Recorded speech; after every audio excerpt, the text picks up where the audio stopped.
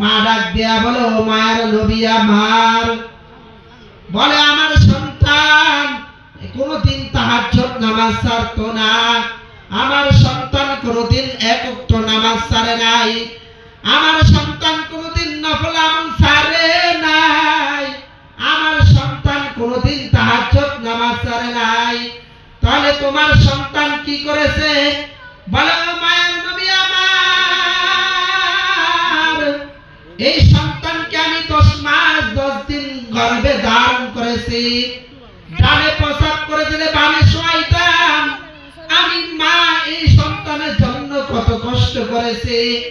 আজ সন্তান দুনিয়ার জমিনে আসার পর আজকে স্ত্রী কথা শুনিয়া আমি মাকে ইটের দ্বারা আঘাত করেছে।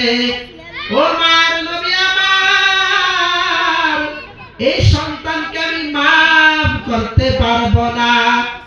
আল্লাহর হাবিব পয়গম্বর জানায় দেয়, ও সাহাবায়ে কেরাম, তোমরা লাকড়ি জোগাড় করে নিয়ে আসো। মা ডাক দিয়া বলে, ও পয়গম্বর, আপনি লাকড়ি দিয়া কি করবেন?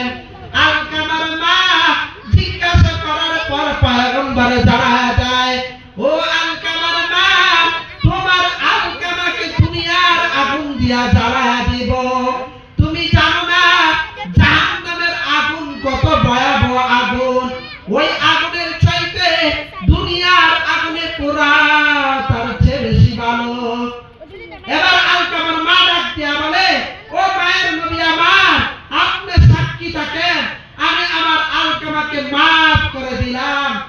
এবার আল্লাহর নবী সাহাবায়ে কেরামদেরকে জানায় দেয়, ও সাহাবায়ে কেরাম, তোমরা আলকামার মায়ের কাছে যাও, আলকামার মাকে এবার আলকামাকে তোমরা তালকিন কালিমার তালকিন দিয়ে আসো।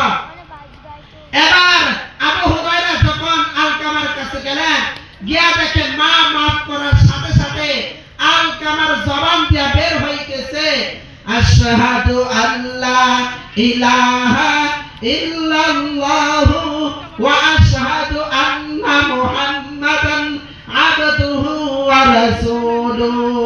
আউলিয়ারা আরে কবায় ইখতিয়ার, জাহেলারা গারে দুনিয়া ইখতিয়ার, মাইলে মোমেন সোয়ে মোমেন মিশাওয়াদ, মাইলে কাফের সোয়ে কাফের মিশাওয়াদ। ও এলাকার যুবক ভাই, দিলের কানটা লাগা শোনো না রে যুবক, আর কয়েকদিন বাঁচবা, এই দুনিয়ার জমিনের মধ্যে থাকার জায়গা না। আজ প্রত্যেকটা দিন মসজিদের মাইকটা লাশের খবর শোনা যায়, যুবকরা কাপড়িয়া মারা যায়, যুবক গাড়ি অ্যাক্সিডেন্ট হয় মারা যায়। এরে যুবক, দিলের কানটা লাগায় শোনো না রে যুবক, আজকে তুমি মা পাওয়ার পর, আজকে তুমি বাবা পাওয়ার পর, এই মায়ের সাথে খারাপ আচরণ করো, এই বাবার সাথে খারাপ আচরণ করো। মায়ের নবী আমার জানাইয়া দেয়, এই মায়ের চেহারা দিকে তাকাইলে একটা কবুলতের সওয়াব। চিল্লা বলি সুবহানাল্লাহ। কাদরে কুদরত তারি বরকামান, আনতা রাব্বি আনতা হাসবি জুল জালাল। এই জন্য বলি ভাই, এই মায়ের সাথে ভালো আচরণ করেন, মায়ের চেহারা দিকে তাকাইলে কবুলতের সওয়াব। আজকে মা বাবা আছে, এই মা বাবার কদর বুঝতেছি না। যখন আমার আপনার মা চলে যাবে, আর কে রাত্রে 3টা বাজে সজাগ থাকবে আপনার জন্য? আর কে বাদ নিয়ে অপেক্ষা করবে আপনার জন্য? এই জন্য দোস্ত, এই দুনিয়ার জমিনে কয়দিন আর থাকবা? এই দুনিয়ার জমিন থাকার জায়গা না।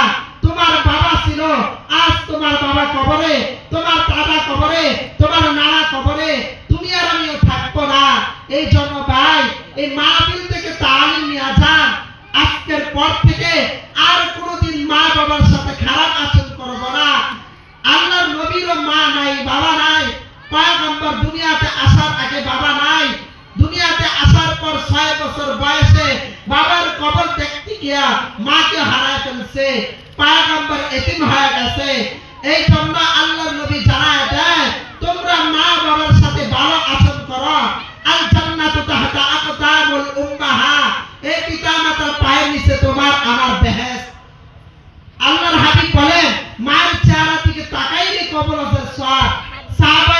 বলেন আল্লাহর হাবিব যদি 100 বার তাকায় আল্লাহর নবী বলেন 100 কবুলতের সওয়াব।